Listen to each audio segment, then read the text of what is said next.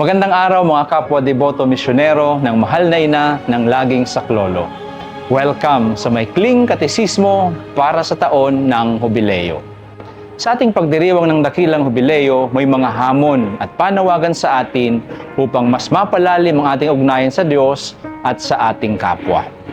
Una na rito ay ang paigtingin at palaguin ang ating buhay pananampalataya sa pamamagitan ng pagdalo sa misa, pagtanggap ng mga sakramento at iba pang gawaing espiritual. Kaugnay nito, ang pagiging daluyan ng pag-asa sa ating pang-araw-araw na buhay sa pamamagitan ng paggawa ng mabuti sa ating kapwa at ang pagpapatibay ng ating ugnayan sa isa't isa, lalo't higit sa ating pamilya at komunidad.